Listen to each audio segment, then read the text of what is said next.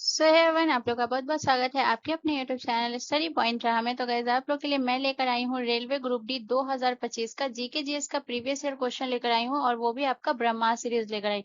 तो अभी जो हमारा फिलहाल सेशन चल रहा है, वो मैं आपको बोली थी कि मैं सब्जेक्ट वाइज एमसीक्यू लेकर आऊंगी, जिसमें मैं आपको बायो का एमसीक्यू करवा चुकी हूँ। इसके अलावा अगर मैं बात करूँ तो आपका ज्योग्राफी का एमसीक्यू हो चुका है, एंशियंट हिस्ट्री का, मेडाइवल हिस्ट्री का, मॉडर्न हिस्ट्री का आपका हो चुका है। जितने भी लोगों ने नहीं देखा है वो आप पीछे का सेशन देख लीजिएगा, आपको वहां मिल जाएगा। आज जो मैं लेकर आई हूँ, कल बायो का था, तो आज मैं आपके लिए लेकर आई हूँ फिजिक्स का, ठीक है ना। तो आज आपको जो है फिजिक्स का जो है वो एमसीक्यू देखने को मिलेगा, और पूरा मैं अगर बात करूँ तो यहाँ पे एक एक करके मैं इतना जितना भी आपका कंफ्यूजन होगा उन सारी कंफ्यूजन को दूर करेंगे, और एक एक करके सारी चीजों को क्लियर करेंगे। तो चलिए बिना देर के स्टार्ट करते हैं और अपने पहले क्वेश्चन की तरफ बढ़ते हैं। तो आज का हमारा पहला प्रश्न है, क्वेश्चन नंबर 1 है। क्वेश्चन नंबर 1 हमसे कह रहा है कि परमाणु के नाभिक में कौन कौन से कण होते हैं। तो परमाणु के नाभिक में प्रोटॉन और न्यूट्रॉन होता है, न्यूट्रॉन या इलेक्ट्रॉन होता है, प्रोटॉन और इलेक्ट्रॉन होता है, या फिर केवल प्रोटॉन होता है।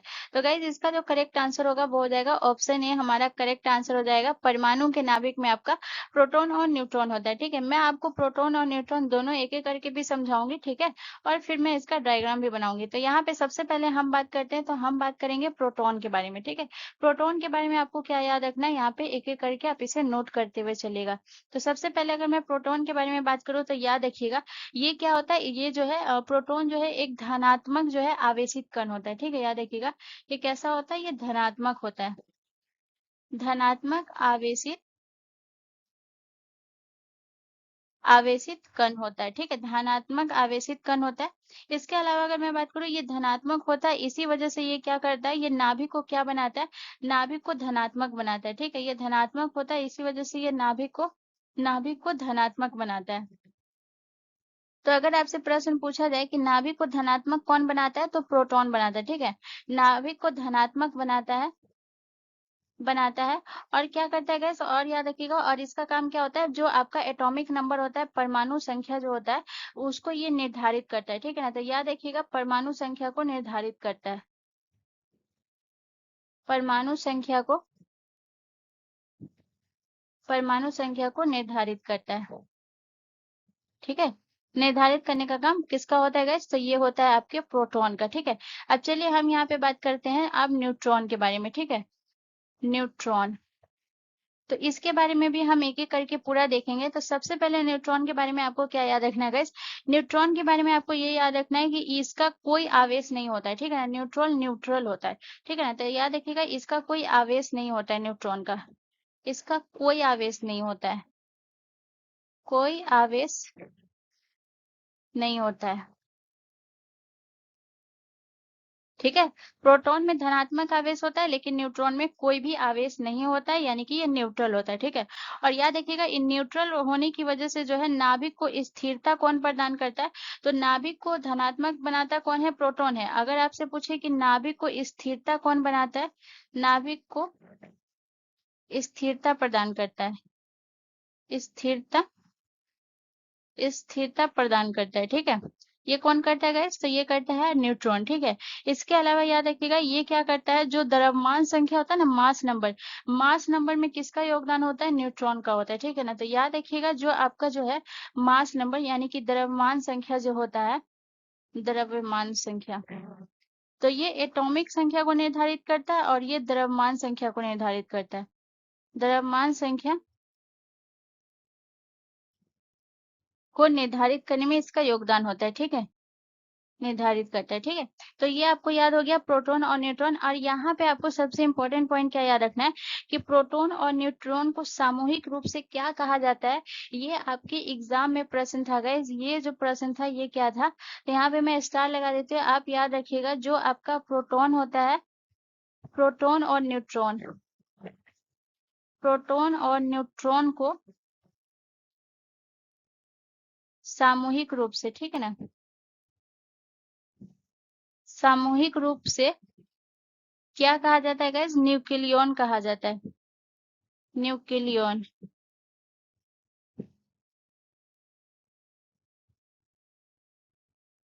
न्यूक्लियॉन कहा जाता है, ठीक है। मैंने कहा था कि मैं आपको डायग्राम बताऊंगी, तो डायग्राम तो आपने ये यहाँ पे आप पिक्चर में ऊपर देखिए जो पिक्चर है, ये आप देख रहे होंगे जो ये बीच वाला है जिसको मैं सर्कल की हूँ आप पर्पल कलर से, ये जो है ये बीच में आप देख सकते हैं ये वाला जो है ये प्रोटॉन और न्यूट्रॉन है, ठीक है। और जो इलेक्ट्रॉन होता है इस जगह ये आवेश करता रहता है और इलेक्ट्रॉन पे माइनस चार्ज होता है, ये भी याद रखिएगा, ठीक है ना। और वो कक्षा के चारों ओर घूमता रहता है और प्रोटॉन और न्यूट्रॉन बीच में यानी कि नाभिक में होता है, ठीक है। तो होपफुली आप समझ पाए होंगे। अब चलिए अब हम नेक्स्ट क्वेश्चन की तरफ चलते हैं। अगला क्वेश्चन हमारा क्वेश्चन नंबर 2 है गाइस। क्वेश्चन नंबर 2 कह रहा है कि किस भौतिक राशि का एसआई मात्रक पास्कल है, ठीक है ना। तो कौन सी भौतिक राशि का एसआई मात्रक पास्कल होता है? दाब का होता है, प्रतिरोध का होता है, विद्युत धारिता का होता है या फिर चुंबकीय फ्लक्स का होता है? तो गाइस इसका जो करेक्ट आंसर होगा वो हो जाएगा दाब। दाब, ठीक है ना। दाब का एसआई मात्रक पास्कल होता है। दाब होता क्या है, यानी कि किसी भी सतह पर जो लगाया गया बल होता है उसे हम क्या कहते हैं? दाब कहते हैं। जो प्रति इकाई क्षेत्र में लगा हो उसको क्या कहते हैं? उसे हम दाब कहते हैं। अब यहाँ पे सबसे इंपॉर्टेंट पूछा क्या जाता है? दाब का फॉर्मूला पूछा जाता है, सूत्र, ठीक है ना। दाब का फॉर्मूला क्या होता है गाइस? तो P बराबर एफ ए होता है। दाब का क्या होता है गाइस? P बराबर एफ ए, ये इसका फॉर्मूला होता है, ठीक है। तो यहाँ पे मैं आपको ये भी लिखा देती हूँ। P मतलब क्या हो गया? P मतलब हो गया आपका प्रेशर, जिसे हम दाब कहते हैं, ठीक है ना। F बराबर आपका क्या हो गया? F बराबर आपका हो गया फोर्स, जिसे हम क्या कहते हैं? बल कहते हैं, ठीक है। और A बराबर आपका क्या हो गया? एरिया हो गया, जिसे हम क्या कहते हैं? सतह का क्षेत्रफल, सतह का क्षेत्रफल, जिसे हम एरिया कहते हैं, ठीक है। तो ये आप समझ गए दाब के बारे में। अब यहाँ पे मैं आपको बता रही हूँ बाकी, जैसे कि अगर मैं प्रतिरोध की बात करूँ तो प्रतिरोध का एसआई मात्रक क्या होता है? तो प्रतिरोध का एसआई मात्रक होता है ओम, ठीक है, ओम होता है। वहीं अगर मैं बात करूँ विद्युत धारिता, विद्युत धारिता का एसआई मात्रक क्या होता है? फैरेड, ठीक है। इसके अलावा चुंबकीय फ्लक्स, चुंबकीय फ्लक्स का एसआई मात्रक क्या होता है? वेबर, ठीक है। अब यहाँ पे मैं कुछ आपको भौतिक राशि लिखाऊंगी और उसका एसआई मात्रक भी लिखाऊंगी, ठीक है। तो यहाँ पे जैसे अगर मैं बात करूँ सबसे इम्पोर्टेंट जो एग्जाम में पूछे जाते हैं मैं उनका लिखा रही हूँ। तो आपको याद रखना है, जैसे कि हो गया आपका शक्ति का एसआई मात्रक, ठीक है ना। तो पहले आपको मैं बताऊंगी किसका, शक्ति का एसआई मात्रक क्या होता है, ठीक है। इसके अलावा मैं आपको बताऊंगी कि आपका जो है आवृत्ति का एसआई मात्रक क्या होता है, आवृत्ति, ठीक है। इसके अलावा मैं आपको बताऊंगी कि आपका जो है ये विद्युत आवेश, विद्युत आवेश का एसआई मात्रक क्या होता है?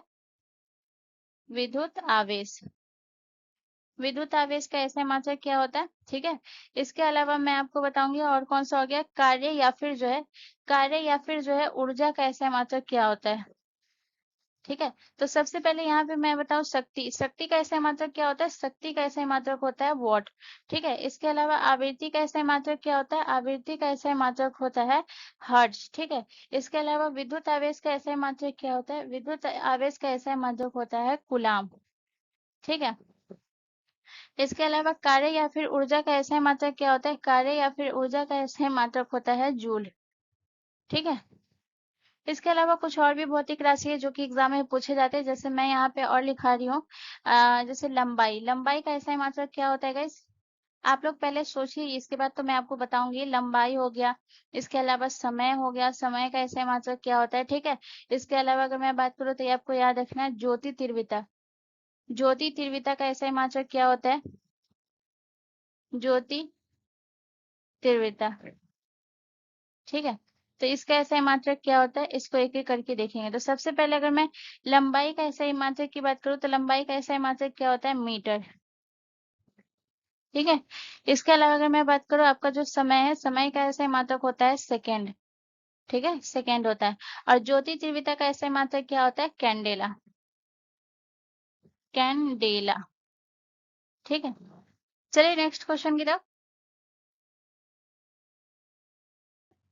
अगला क्वेश्चन हमारा क्वेश्चन नंबर 3 है गाइस। क्वेश्चन नंबर 3 हमसे कह रहा है कि फाउंटेन पेन के आविष्कारक कौन थे? तो फाउंटेन पेन के आविष्कारक कौन थे? Albert Einstein, James clerk Maxwell या फिर गैलीलियो गैलीली या फिर जो है पेट्राचे पोएनारू। तो गाइस इसका जो करेक्ट आंसर हो जाएगा ऑप्शन डी हमारा करेक्ट आंसर हो जाएगा। पेट्राचे पोएनारू जो है ये आपके फाउंटेन पेन के आविष्कारक है। पिक्चर में आप देख रहे हैं यही आपका फाउंटेन पेन है, ठीक है ना, जिसे आप अच्छे तरीके से आप जो लिखते हैं जो आप पिक्चर में देख रहे हैं यही पेन होता है फाउंटेन पेन, ठीक है। इसके अलावा अगर मैं बात करूँ तो यह देखिएगा इन्होंने जो है इसका आविष्कार कब किया था, फाउंटेन पेन का जो आविष्कारक थे इन्होंने इसका आविष्कार कब किया था गाइस, तो यह देखिएगा 1827 में, ठीक है। इसका आविष्कार कब किया था, 1827 में। अब यहाँ पे हम एक-एक करके बात करेंगे। सबसे पहले हम अल्बर्ट आइंस्टीन के बारे में बात करते हैं। तो अल्बर्ट आइंस्टीन ने जो है ये किसका जो है इन्होंने जो है एक सिद्धांत दिया था, जिसे हम कौन-सा सिद्धांत जानते हैं? जिसे हम सापेक्षता का सिद्धांत जानते हैं, ठीक है ना? सापेक्षता सापेक्षता का सिद्धांत, ठीक है, सापेक्षता का सिद्धांत। इसके अलावा जो है आपके जेम्स क्लर्क मैक्सवेल, ठीक है ना? जेम्स क्लर्क मैक्सवेल ने जो है ये किसका ये किया था, तो याद रखिएगा इन्होंने चुंबकत्व का सिद्धांत दिया था, ठीक है, विद्युत चुंबक, तो ठीक है ना, का सिद्धांत दिया था। ये भी मैं बताऊंगी कि ये सिद्धांत कब दिया था, पहले ये मैं लिखा दूं। इसके अलावा अगर मैं बात करूं गैलीलियो गैली किसके आविष्कारक थे, तो दूरबीन का आविष्कार किसने किया था गाइस, तो याद रखिएगा दूरबीन का आविष्कार, दूरबीन का आविष्कार। और इसी दूरबीन का आविष्कार किया था इन्होंने कब, 1600 में किया था। और इसी दूरबीन से जो गाइस है, जो आपके बृहस्पति के जो 4 ग्रह थे ना उसको इसी दूरबीन से देखा था, ठीक है ना। और तब बताया था कि बृहस्पति के 4 उपग्रह हैं, ठीक है। तो यहाँ पे जो है सबसे पहले सापेक्षता के सिद्धांत की अगर मैं बात करूं तो इन्होंने जो है कब दिया था गाइस, तो सापेक्षता का सिद्धांत इन्होंने दिया था 1905 में, ठीक है। कब दिया था, 1905 में इस सिद्धांत को दिया था। विद्युत चुंबकत्व का सिद्धांत जो दिया था किसने, जेम्स क्लर्क मैक्सवेल ने। इन्होंने कब दिया था गाइस, ये इन्होंने दिया था 1861 में, ठीक है। कब दिया था, 1861 में, 1861 में। इसके बाद इसका जो आविष्कार किया गया दूरबीन का, ये कब किए गए थे गाइस, तो याद रखिएगा कहीं कहीं पे 1600 रहता है और कहीं कहीं पे 1609 रहता है, लेकिन 1600 में इसका आविष्कार किया गया था, ठीक है। इसके अलावा अगर मैं बात करूं तो यहाँ पे आपको याद रखना है कि जो गैलीलियो गैली है इन्हें आधुनिक भौतिकी का जनक कहा जाता है, ठीक है। तो ये भी लिख लीजिएगा, गैलीलियो गैली को क्या कहा जाता है, आधुनिक आधुनिक भौतिकी का जनक कहा जाता है, भौतिकी भौतिकी का जनक कहा जाता है, ठीक है। और याद रखिएगा इन्होंने दूरबीन का आविष्कार कब किया था, 1600 में किया था। और इसी दूरबीन का जब आविष्कार किया था तो 1600 में इन्होंने बताया था कि जो है बृहस्पति के 4 उपग्रह हैं इसी दूरबीन से, ठीक है। और याद रखिएगा इन्होंने गैलीलियो गैलीली ने जो है गति का अध्ययन भी दिया था, ठीक है, सिद्धांत। इसके अलावा मैं आपको अगर कुछ और जो है लिखाऊं जिसके बारे में आपको जानना जरूरी है, जैसे अगर मैं बात करूँ तो यहाँ पे आपको याद रखना है कुछ और, मैं आविष्कारक का नाम लिखाती हूँ और उन्होंने किस चीज का आविष्कार किया ये आपको याद रखना है। तो जैसे अगर मैं बात करूँ तो यहाँ पे आपको याद रखना है नील्स बोर, ठीक है ना। ये आपके एग्जाम में पूछा गया था, नील्स बोहर, ठीक है। तो नील्स बोहर के बारे में आपको क्या याद रखना है गाइस, कि जो परमाणु संरचना का मॉडल जो है ये किसने दिया था, यही एग्जाम में आपसे पूछा गया था कि परमाणु संरचना का मॉडल किसने दिया है, संरचना का मॉडल। तो याद रखिएगा ये नील्स बोहर ने दिया है मॉडल। और याद रखिएगा इन्होंने कब दिया है गाइस, तो याद रखिएगा ये दिया था 1913 में, जिसे हम बोहर मॉडल के नाम से भी जानते हैं, ठीक है। 1913 में, जिसे हम बोहर मॉडल के नाम से भी जानते हैं, ठीक है। तो यहाँ पे आपको याद रखना है। और याद रखिएगा जो आपका जो सापेक्षता का सिद्धांत जो है जिसमें आपने एक पढ़ा होगा फॉर्मूला, कौन सा फॉर्मूला पढ़ा है, E बराबर mc², ठीक है ना। ये आइंस्टीन ने दिया था, ठीक है। चलिए नेक्स्ट क्वेश्चन की तरफ। अगला क्वेश्चन हमारा क्वेश्चन नंबर 4 है गाइस। क्वेश्चन नंबर 4 हमसे कह रहा है कि कौन सा कण रेडियो धर्मिता में उत्सर्जित होता है। तो रेडियो धर्मिता में कौन सा कण उत्सर्जित होता है, इलेक्ट्रॉन, अल्फा कण, प्रोटॉन या फिर न्यूट्रॉन। तो गाइस इसका जो करेक्ट आंसर होगा वो हो जाएगा अल्फा कण, ठीक है ना। तो ऑप्शन में यहाँ पे अल्फा कण दिया हुआ है, लेकिन मैं यहाँ पे आपको बताऊंगी कि रेडियो धर्मिता से आखिर जो उत्सर्जित होते हैं वो कौन कौन से उत्सर्जित होते हैं। तो पहला आपको याद रखना है, पहला तो आपको याद रखिएगा अल्फा कण उत्सर्जित होता है, अल्फा कण, ठीक है। उसके बाद आपको याद रखना है और कौन सा उत्सर्जित होता है, बीटा कण, बीटा कण। और तीसरा आपको याद रखना है कौन सा होता है, गामा। अब मैं इतना जगह इसीलिए छोड़ी कि यहाँ पे मैं आपको इसके बारे में समझाऊंगी, ठीक है ना। गामा किरणें, गामा किरणें, ठीक है ना। तो अब यहाँ पे सबसे पहले हम बात करेंगे अल्फा कण के बारे में, ठीक है। तो अल्फा कण के बारे में आपको क्या याद रखना है गाइस, कि जो अल्फा कण होता है ये 2 प्रोटॉन और 2 न्यूट्रॉन से मिलकर बने होते हैं। मोस्टली टाइम ये प्रश्न पूछा गया है कि अल्फा कण किससे मिलकर बने होते हैं, बहुत बार एग्जाम में पूछा गया है। तो ये आपको याद रखना है कि ये किससे मिले बने होते हैं गाइस। तो याद रखिएगा 2 प्रोटॉन और 2 न्यूट्रॉन से मिलकर बने होते हैं। 2 न्यूट्रॉन से मिलकर बने होते हैं, ठीक है, बने होते हैं।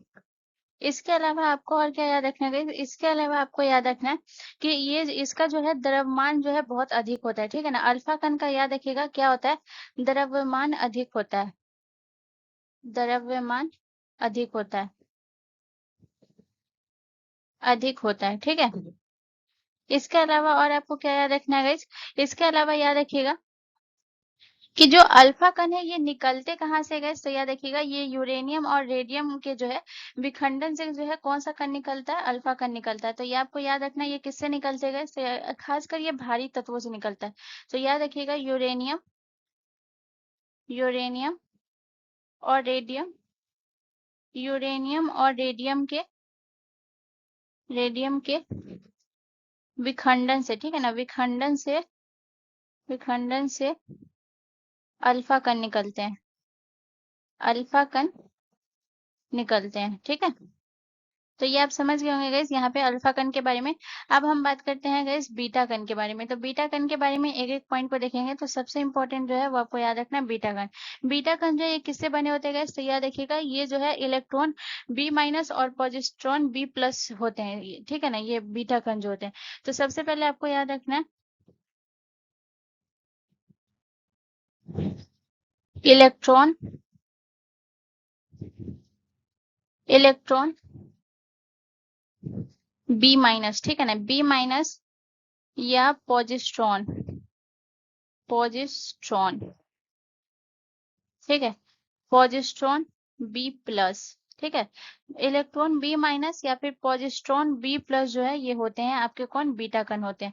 अब ये काम कैसे करता है ये भी मैं आपको समझा देती हूँ। सबसे पहले आपको याद क्या रखना है कि जो बीटा जो है विखंडन में जो है ये क्या होता है, न्यूट्रॉन जो है प्रोटॉन में बदलते हैं, ठीक है ना। तो ये आपको याद रखना है न्यूट्रॉन, न्यूट्रॉन प्रोटॉन में बदलते हैं, न्यूट्रॉन प्रोटॉन में बदलते समय, बदलते समय क्या करता है गाइस, B- निकालता है, ठीक है ना, B- निकलता है, ठीक है।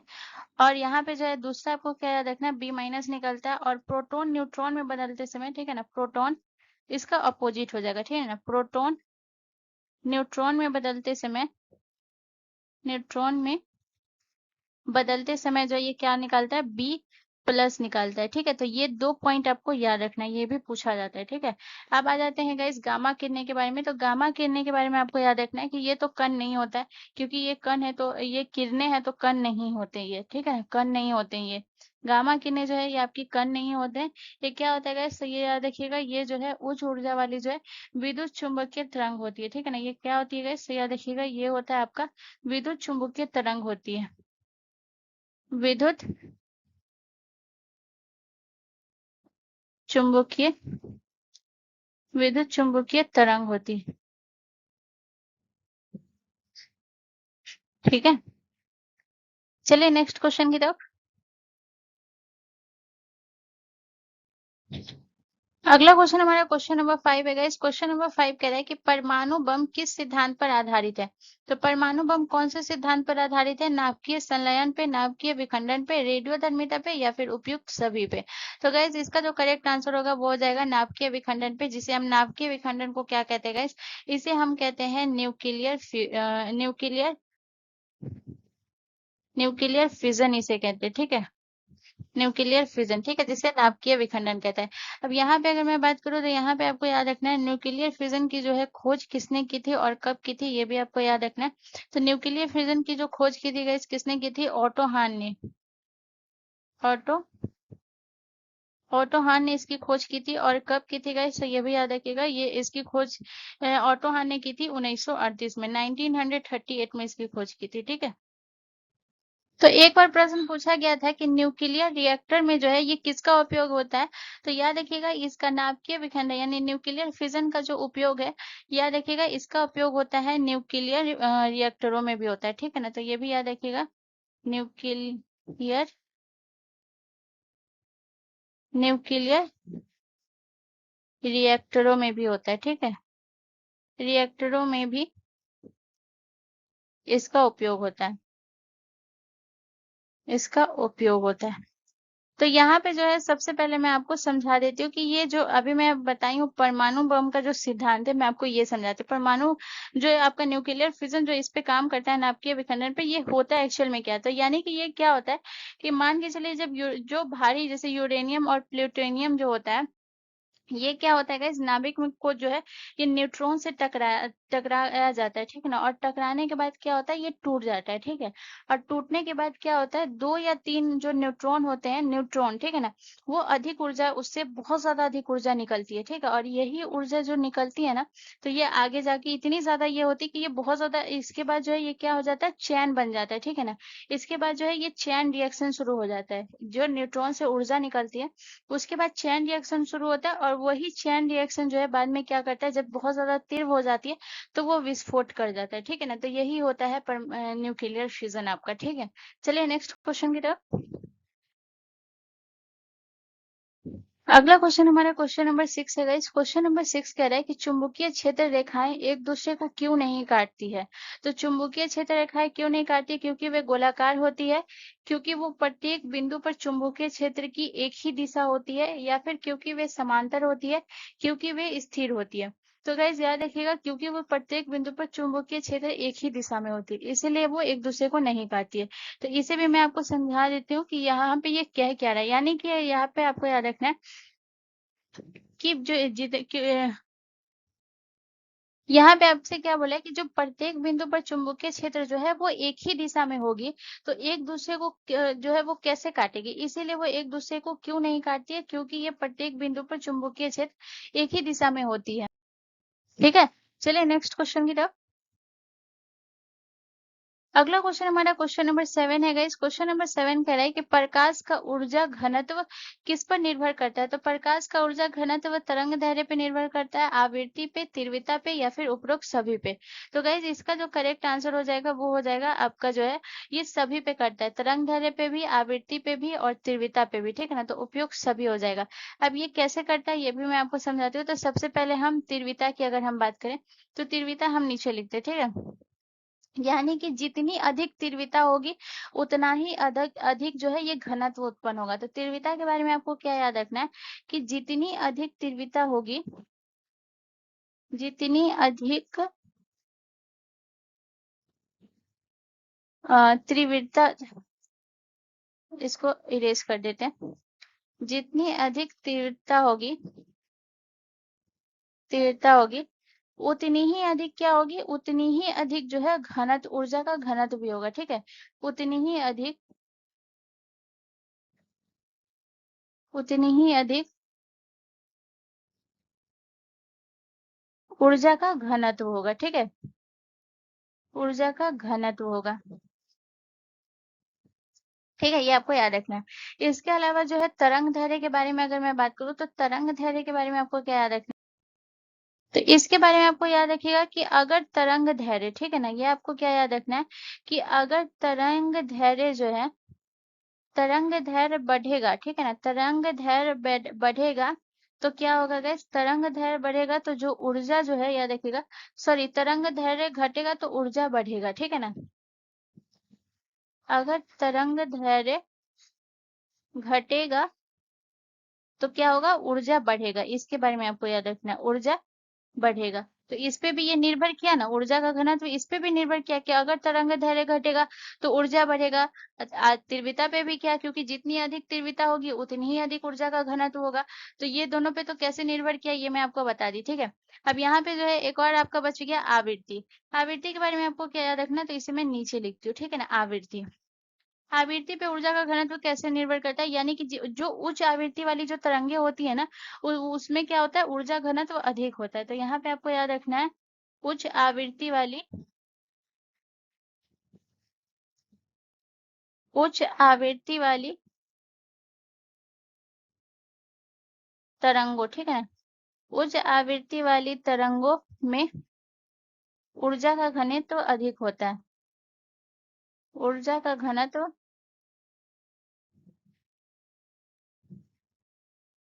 अधिक होता है, ठीक है। तो ये आपका यहाँ पे मैं तीनों समझाती कि ये तीनों कैसे जो प्रकाश का ऊर्जा का घनत्व है वो तीनों पे कैसे निर्भर करता है, ये मैं आपको समझा चुकी हूँ, ठीक है ना। ये आपको याद रखना है। अब जैसे अगर मैं आपको ये भी बता देती हूँ कि जो तरंग दैर्ध्य की अगर मैं बात करूँ, तो यहाँ पे जैसे कि जगह तो है नहीं, लेकिन मैं आपको समझा देती हूँ कि तरंग दैर्ध्य की अगर मैं बात करूँ, जैसे कि सबसे अधिक तरंग दैर्ध्य किस में होता है, तो सबसे अधिक तरंग दैर्ध्य लाल में होता है। तो यानी कि अगर तरंग दैर्ध्य में सबसे अधिक लाल में होता है, तो लाल में क्या होगा, इसमें जो है ऊर्जा कम होगी, ठीक है ना। इसमें जो ऊर्जा का घनत्व होगा कम, क्योंकि तरंग दैर्ध्य अगर घटेगा तो ऊर्जा बढ़ेगी, लेकिन यहाँ पे तरंग दैर्ध्य घट नहीं रहा है, यहाँ पे ऊर्जा तरंग दैर्ध्य बढ़ रहा है, किसमें, लाल रंग में। तो क्या है, ऊर्जा घट जाएगी। लेकिन सबसे कम तरंग दैर्ध्य किसमें होता है, नीला में होता है। नीला रंग में सबसे कम तरंग दैर्ध्य होता है, तो वहां पे क्या होगी, ऊर्जा बढ़ेगी, ठीक है ना। तो ये भी याद रख लीजिएगा। चलिए नेक्स्ट क्वेश्चन की तरफ। अगला क्वेश्चन हमारा क्वेश्चन नंबर 8 है गाइस। क्वेश्चन नंबर 8 कह रहा है कि कौन सा लेंस दूरदर्शिता को ठीक करता है। तो दूरदर्शिता को कौन सा लेंस ठीक करता है, उत्तल लेंस ठीक करता है, अवतल लेंस ठीक करता है, बेलनाकार लेंस ठीक करता है, या फिर समतल लेंस। तो गाइस इसका जो करेक्ट आंसर होगा, उत्तल लेंस इसको ठीक करता है, ठीक है। तो उत्तल लेंस हम वहाँ क्या कहते हैं गाइस, उत्तल लेंस को हम कहते हैं convex lens. Convex, convex lens कहते हैं, ठीक है। अब यहाँ पे आपको मैं बता देती हूँ कि ये इस ठीक कैसे करता है, ये मैं आपको समझाती हूँ। दूरदर्शिता में जो बात करें, तो इसमें क्या होता है, दूरदर्शिता, ठीक है ना, इसको मैं आपको समझाती हूँ। दूरदर्शिता में होता है क्या है, इसमें होता है कि जो व्यक्ति जो होता है वो दूर की वस्तुएं तो स्पष्ट देखता है, लेकिन जो है पास की वस्तु को धुंधली दिखाई देती है। तो यहाँ पे दूरदर्शिता मतलब क्या होता है, तो यहाँ पे याद रखना है कि जो है व्यक्ति पहले लिख लीजिए, ठीक है ना। व्यक्ति, व्यक्ति दूर की वस्तु को स्पष्ट देख सकता है, ठीक है ना, स्पष्ट, स्पष्ट देख सकता है, देख सकता है, ठीक है ना। लेकिन जो है पास की वस्तु, लेकिन पास की वस्तु स्पष्ट नहीं दिखाई देती, ठीक है ना। पास की वस्तु स्पष्ट नहीं होती है, नहीं दिखाई देती, नहीं दिखाई देती है, ठीक है। तो इसको जो है उत्तल लेंस क्या करता है गाइस, यही कारण है कि जो है आंख में जो है प्रकाश की किरणें जो है, यहाँ पे आपको याद रखना है। और इसका जो है कारण क्या होता है, तो इसका मैं आपको कारण भी बता देती हूँ। इसका कारण भी लिख लीजिएगा। इसका कारण यही है गाइस कि यहाँ पे क्या होता है कि जो है आंख में जो प्रकाश की किरणें जो होती है, वो क्या होती है, रेटिना के पीछे फोकस करती है। जिसको भी दूरदर्शिता हो जाता है उसमें क्या होता है, याद रखिएगा कि इसमें क्या होगा, याद रखिएगा, प्रकाश की किरणें जो है आंख में, प्रकाश की किरणें, ठीक है ना, आंख में प्रकाश की किरणें क्या होगी गाइस, आंख में प्रकाश की किरणें रेटिना के पीछे फोकस करती है, ठीक है ना। रेटिना के पीछे फोकस करती है, पीछे फोकस करती है, पीछे फोकस करती है, ठीक है ना। इसी वजह से जो है क्या होता है कि जब उत्तल लेंस जो है इसको ये करता है, तब जो है ये रेटिना पर जो है ये फोकस करती है, इसीलिए व्यक्ति को जो वस्तु जो है वो स्पष्ट दिखाई देती है, ठीक है ना। तो यही रीजन है उत्तल लेंस इसको किस तरीके से ठीक करता है, ये मैं आपको समझा चुकी, ठीक है ना। यानी कि इसमें जब है, जब किसी व्यक्ति को जो है दूर की वस्तु स्पष्ट दिखाई देती है लेकिन नजदीक की नहीं, तो रीजन क्या होता है, रीजन ये होता है कि आंख में जो प्रकाश की किरणें जो है वो रेटिना के पीछे फोकस करती है। लेकिन जब उत्तल लेंस का प्रयोग होता है, तब क्या होता है कि जो आंख में जो प्रकाश की किरणें वो रेटिना पर फोकस करती है, तो यही उत्तल लेंस उसको ठीक करता है, ठीक है ना। चलिए नेक्स्ट क्वेश्चन की तरफ।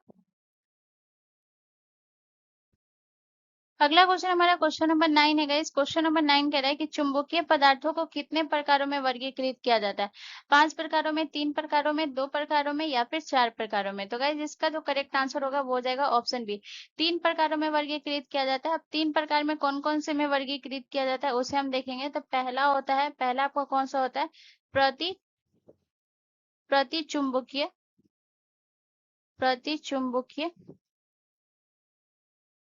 प्रतिचुंबकीय पदार्थ। प्रतिचुंबकीय पदार्थ जिसे हम क्या कहते हैं? जिसे हम कहते हैं डाईमैग्नेटिक। डाईमैग्नेटिक, ठीक है, डाईमैग्नेटिक कहते हैं। इसके अलावा दूसरा कौन सा होता है गाइस? दूसरा होता है अनुचुंबकीय।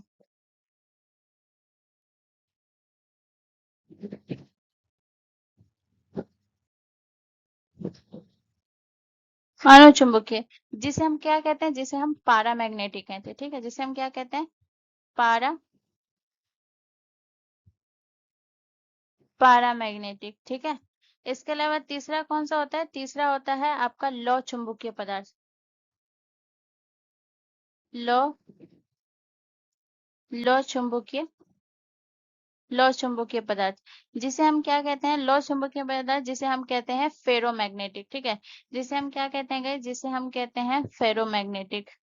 फेरोमैग्नेटिक, ठीक है। अब मैं आपको यहाँ पे समझा देती हूँ डाईमैग्नेटिक के बारे में। डाईमैग्नेटिक क्या होता है गाइस? डाईमैग्नेटिक वो होता है, जैसे कि अगर मैं बात करूँ कि जो चुंबकीय क्षेत्र के में जो है विपरीत दिशा में क्या होता है, जो कमजोर चुंबकत्व जो होता है वो उत्पन्न होता है। जैसे कि अगर मैं बात करूँ, जैसे आपका कौन सा हो जाएगा? बिस्मथ और तांबा हो जाएगा।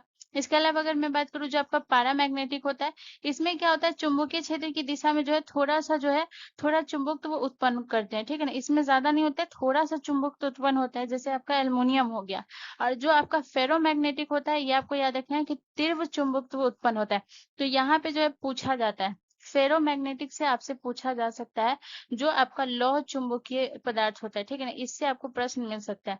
तो यहाँ पे आपको याद रखना है यहाँ पे क्या होता है गाइस? यहाँ पे आपको याद रखना है यहाँ पे तीव्र चुंबकत्व उत्पन्न, ठीक है ना, तीव्र चुंबक उत्पन्न करते हैं आपका कौन? फेरोमैग्नेटिक।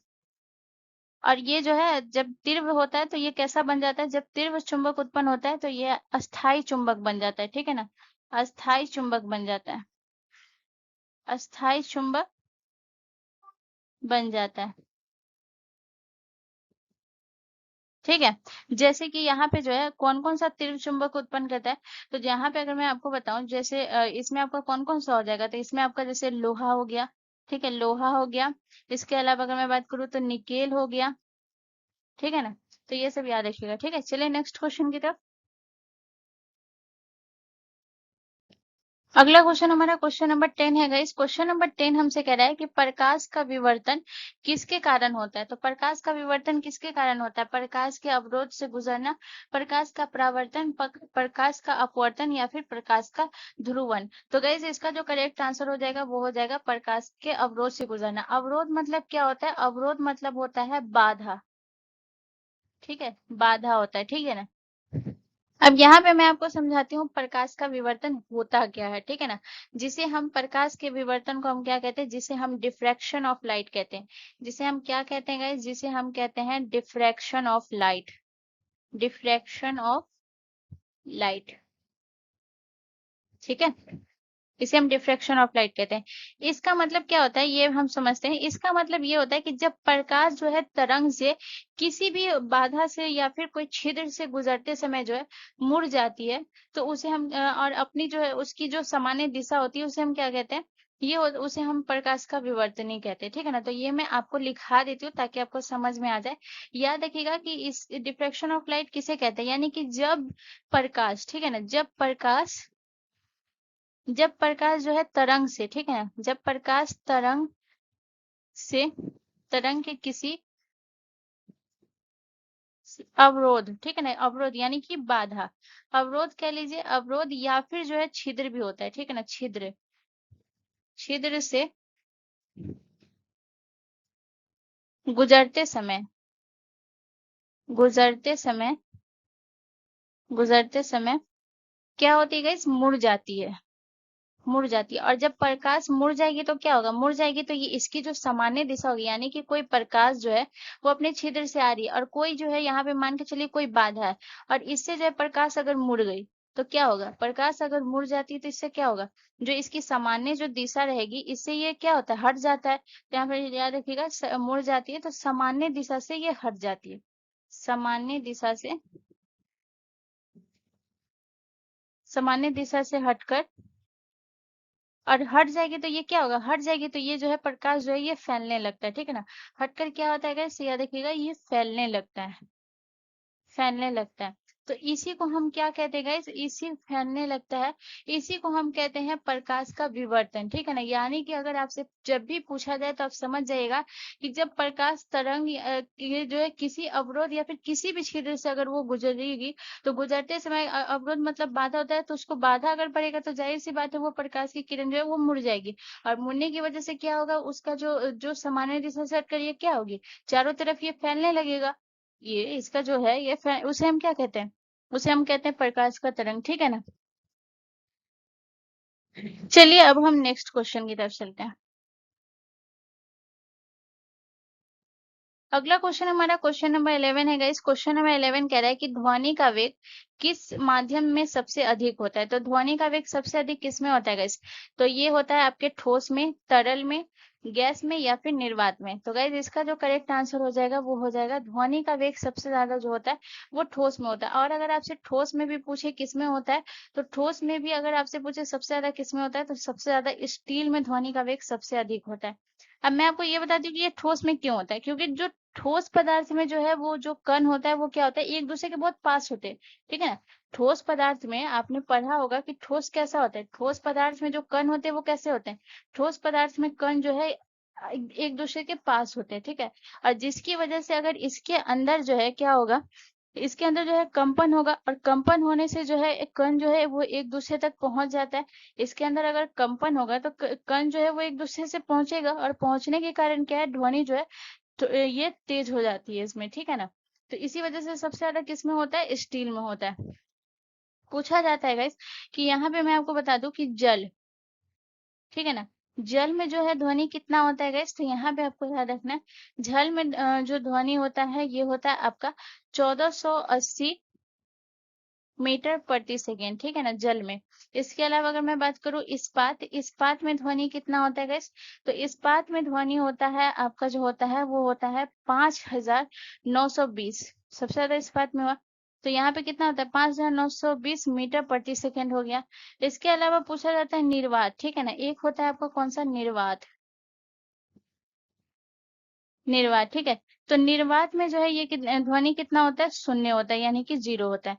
अब निर्वात मतलब होता क्या है, तो निर्वात किसे कहते हैं, या ये लिखिए पहले, ठीक है ना। तो निर्वात किसे कहते हैं guys? यानी कि आपको लिखना है कि जब किसी स्थान पे, ठीक है ना, किसी स्थान पर,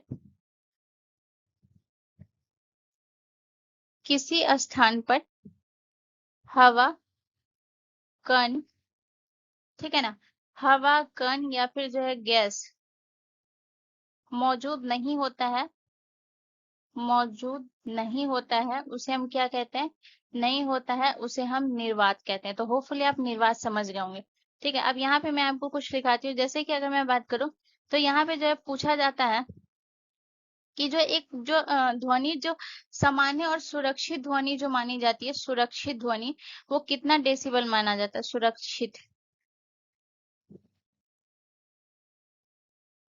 सुरक्षित ध्वनि, ठीक है ना। तो सुरक्षित ध्वनि जो है वो कितना डेसिबल माना जाता है गैस, तो याद रखिएगा ये माना जाता है आपका 60 डेसिबल, डेसिबल, ठीक है।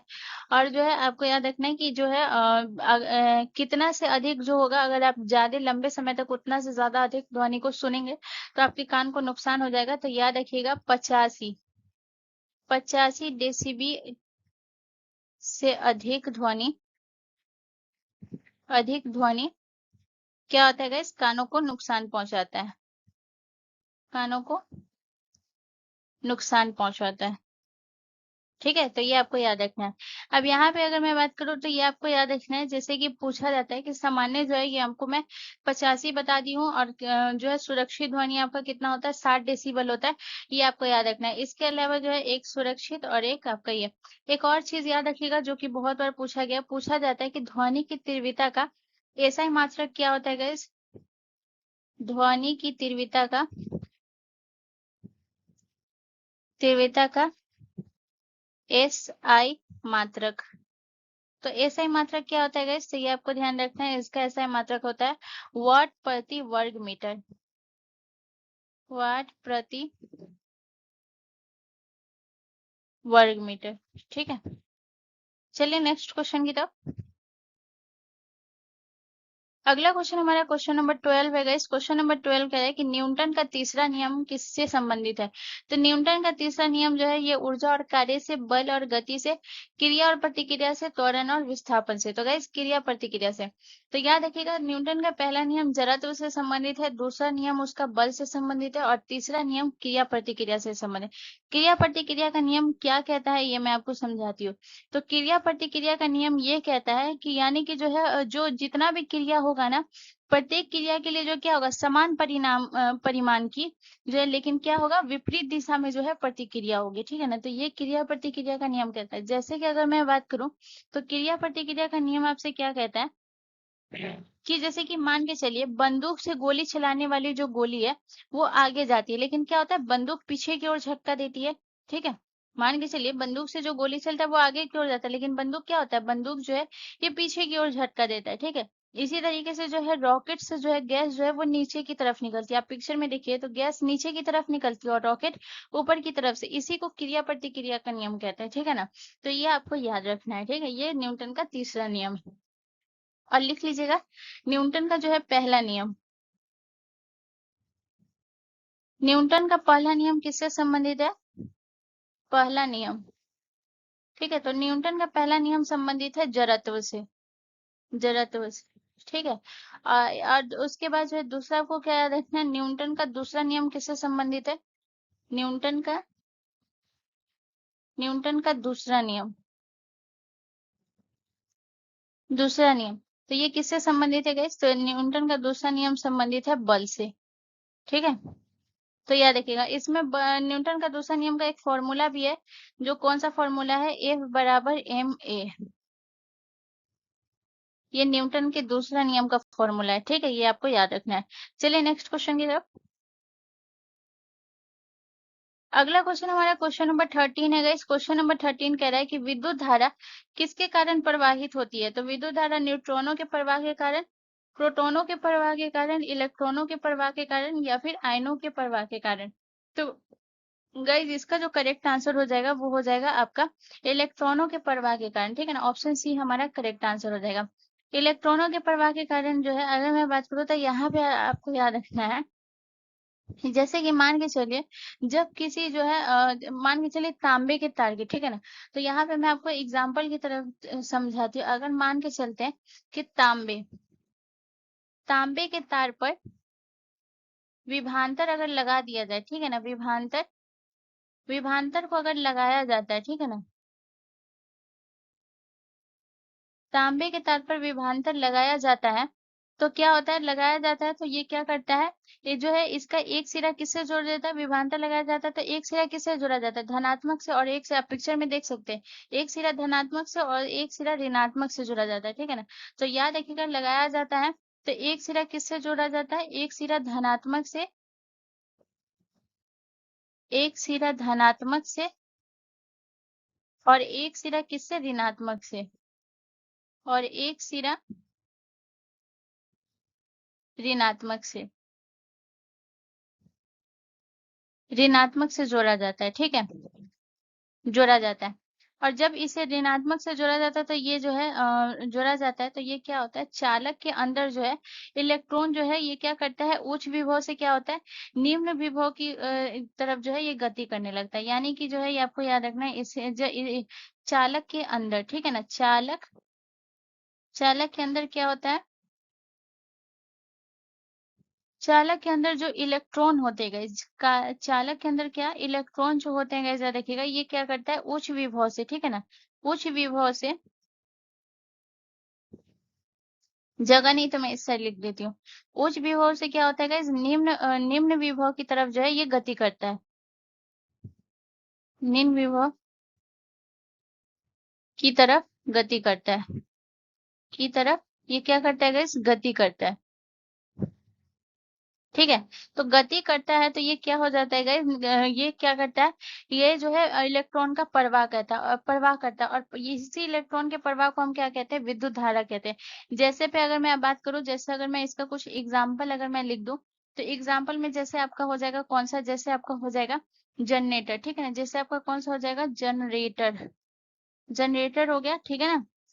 इसके अलावा आपका कौन सा हो गया गाइस, जनरेटर हो गया, बैटरी हो गया, ठीक है ना, बैटरी हो गया, ठीक है। इसके अलावा सेल हो गया।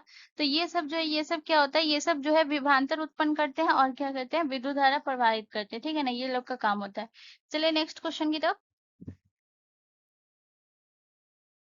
अगला क्वेश्चन हमारा क्वेश्चन नंबर 14 है गाइस। क्वेश्चन नंबर 14 कह रहा है कि ऊष्मा के संचरण के कितने प्रकार होते हैं। तो ऊष्मा के संचरण के 2 प्रकार होते हैं, 3 प्रकार होते हैं, 4 प्रकार होते हैं या फिर 5 प्रकार होते हैं। तो गाइस इसका जो करेक्ट आंसर होगा वो हो जाएगा ऑप्शन बी, हमारा करेक्ट आंसर हो जाएगा, 3 प्रकार होते हैं। 3 प्रकार कौन कौन से होते हैं, तो पहला होता है चालन, दूसरा होता है संवहन, और तीसरा आपका कौन सा होता है, विकिरण, विकिरण, ठीक है। तो यहाँ पे अगर मैं बात करूँ तो ये अब जो है जो यहाँ पे अगर मैं चालन की बात करूँ, तो चालन में क्या होता है, ये जो है कण अपने स्थान पर रहते हैं लेकिन ऊर्जा पास करते हैं, ठीक है।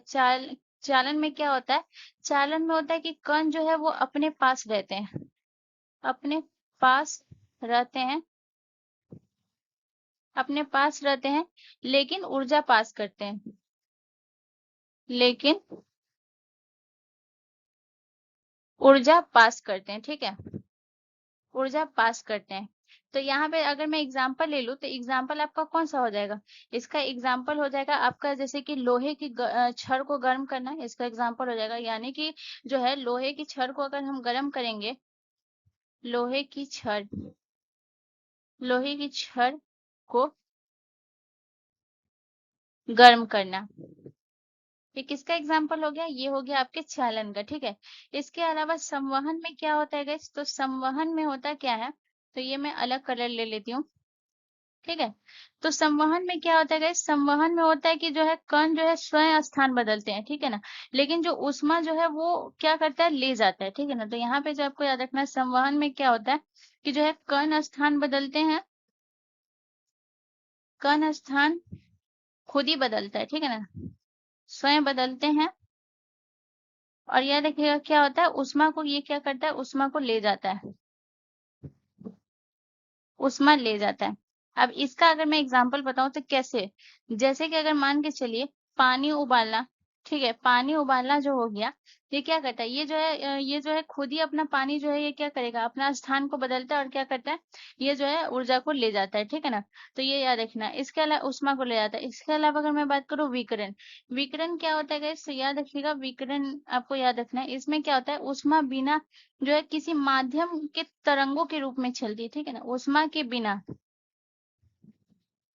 तो यहाँ पे आपको याद रखना है विकिरण में क्या होता है, ऊष्मा, ऊष्मा बिना किसी माध्यम के, बिना किसी माध्यम के ये क्या करती है गाइस, तरंगों के रूप में चलती है, ठीक है ना, तरंगों के रूप में, तरंगों के रूप में ये क्या करती है, तरंगों के रूप में चलती है, ठीक है। तो यहाँ पे जो है 3 प्रकार आप याद रखिएगा। चलिए नेक्स्ट क्वेश्चन की तरफ। अगला क्वेश्चन हमारा क्वेश्चन नंबर 15 है गाइस। क्वेश्चन नंबर 15 हमसे कह रहा है कि निम्नलिखित में से कौन एक सदिश राशि है। तो सदिश राशि कौन है, चाल है, ऊर्जा है, तापमान है या फिर वेग है। तो चाल, ऊर्जा और तापमान ये कैसी राशि है, ये अदिश राशि है। ये कैसी राशि है गाइस, ये है आपकी अदिश राशि, ठीक है। और जो है वेग आपका कौन सा है, वेग आपका सदिश राशि है, ठीक है। तो यहाँ पे वेग के बारे में अगर हम बात करें तो सबसे पहले वेग का फॉर्मूला क्या होता है, वेग बराबर होता है आपका विस्थापन बटा समय, इसका फॉर्मूला होता है। विस्थापन बटा समय जो है ये वेग का फॉर्मूला होता है। इसके अलावा अगर मैं बात करूं वेग का एसआई मात्रक क्या होता है, वेग का एसआई मात्रक, ठीक है ना। तो याद रखिएगा वेग का एसआई मात्रक होता है मीटर प्रति सेकेंड, मीटर प्रति सेकेंड, सेकेंड, ठीक है। और याद रखिएगा यहाँ पे अगर मैं आपको कुछ जैसे बताऊं कि आपकी जो है सदिश राशि कौन कौन सी होती है, तो आप सभी को पता होना चाहिए कि सदिश राशि उसे कहते हैं जिसमें आपका जो है मैग्नीट्यूड भी हो और डायरेक्शन भी हो, ठीक है ना, जिसमें परिमाप और दिशा दोनों हो। परिमाप परिमाप और दिशा दोनों हो, उसे हम क्या कहते हैं, दोनों हो उसे हम क्या कहते हैं, सदिश राशि कहते हैं। अब सदिश राशि में आपका कौन कौन सा आ जाएगा, तो जैसे वेग, वेग एक सदिश राशि है। उसके अलावा आपको याद रखना है संवेग, संवेग भी एक सदिश राशि है, ठीक है।